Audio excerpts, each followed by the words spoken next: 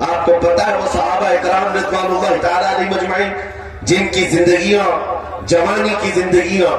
بڑی عزیز ہوتی، ہر آدمی جوانی میں عیش کرتا ہے، مگر مدینے کے ان جوانوں کو ہم نے دیکھا ہے آج شادی ہوئی، آج دلہن کو گھر لایا ہے، دلہا اپنی دلہن کے ساتھ سہاگ رات میں مصروف ہے، لیکن جنگ کا بگل بج گیا، باہر مدینے میں آواز آنے لگی، رسول پاک صلی اللہ تعالی علیہ وسلم احد کے میدان کی طرف نکل پڑے ہیں۔ یہ آج کا دولہا اپنی دلہن کو بستر پر چھوڑ کر نکل پڑتا ہے اور جا کر رسول پاک صلی اللہ علیہ وسلم کی جماعت میں شریک ہوا۔ جانتے ہو وہ خاتون بھی ایسی نہیں تھی کہ پیر پکڑ لے، کہاں سہاگن کو اپاگن کیے جا رہے ہو، میرا کون ہوگا اس کے بعد، نہیں، خاتون نے کہا جاؤ اللہ حافظ، اگر سلامتی کے ساتھ آ گئے فخر سے غازی کی بیوی کہلاؤں گی، اور اگر شہید ہو گئے تب بھی فخر کروں گی کہ شہید کی بیوہ ہو۔ رسول پاک کے معاشرے کے ان مثالوں کو تمہارے سامنے رکھ رہا ہوں جنہوں نے لذت آشنائی پالی تھی، حضور کی محبت کا مزہ لے لیا تھا۔ وہ صحابی رسول جوان دولہا میدان جنگ میں شریک ہو گیا، لیکن گھمسان کی جنگ میں شہید بھی ہو گیا۔ ایک رات کا دولہا شہید ہوا ہے جس کو اللہ کے فرشتوں نے غسل دیا تھا، حضرت حنظلہ غسیل الملائکہ۔ اور آپ کو پتا ہے ایک نوجوان جو کالے رنگ کے تھے، حضرت عبداللہ اسود ان کو کہا جاتا ہے، حضور کے پاس آئے، کہا شادی کرنا ہے، شادی کرنا ہے، عمر ہو گئی ہے۔ حضور پاک صلی اللہ تعالی علیہ وسلم نے فرمایا کچھ ہے مہر دینے کے لیے،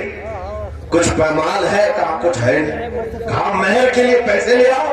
شادی کرا دی جائے۔ اور اس کے بعد انہوں نے ادھر ادھر کیا، پھر حضور نے ہی ان کے لیے مال جمع کرنے کا انتظام کیا حضرت عثمان غنی کے ذریعے سے، ان کو مال دیا گیا، پیسہ دیا گیا، کہا جاؤ گھر کو بنا لو، سامان لے آؤ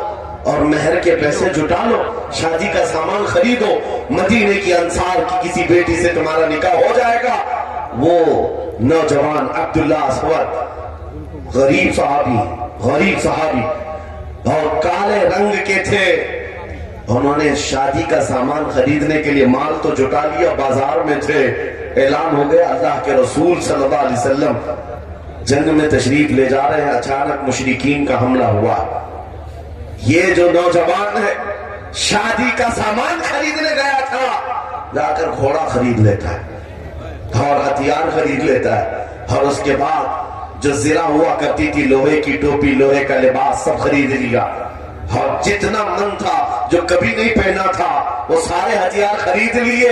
اور سج سنور کر گھوڑے پر بیٹھ کر کے آ گیا۔ جب میدان جنگ میں صفیں لگ رہی تھی شریک ہو گئے۔ ان کو تو غریب صحابہ میں شمار کیا جاتا تھا، ان کے پاس کبھی کوئی ہتھیار نہیں تھا، نہ کوئی تلوار، نہ کوئی ٹوپی، نہ کوئی گھوڑا۔ صحابہ ان کی طرف دیکھ کر سمجھتے ہیں کوئی بڑا پہلوان ہوگا ہم میں سے جس کو ہم نہیں جانتے، لیکن جب جنگ میں وہ آ گیا تھا بڑے بڑے شیروں کے پیر اکھڑنے لگ گئے تھے۔ نبی پاک صلی اللہ علیہ وسلم نے عین دوپہر کے وقت صحابہ سے پوچھا کون ہے یہ جو لڑ رہا ہے، یہ بطن جلیل کون ہے، یہ چہرہ بھی چھپا ہوا ہے، پوری لوہے کی ٹوپی پہنا ہوا ہے، پورا جسم بھی چھپا ہوا ہے، قیمتی لباس ہے اس کے اوپر۔ صحابہ ادھر سے ادھر سے دیکھ رہے ہیں، کہا ہم میں سے تو نہیں ہے، یہ کوئی باہر سے آیا ہوا لگتا ہے۔ حضور مسکرا کر کہتے ہیں میرا عبداللہ اسود ہے جس کو شادی کے پیسے دیے تھے، جا کر اس نے جنگ کا سامان خرید لیا ہے۔ اور حضور پاک دیکھ کر مسکرانے لگے۔ شام سے پہلے اسی عبداللہ اسود کی شہادت بھی ہو گئی، وہ شہید ہو گئے میدان جنگ میں۔ جانتے ہو نبی کریم صلی اللہ تعالی علیہ وسلم خود چل کر تشریف لائے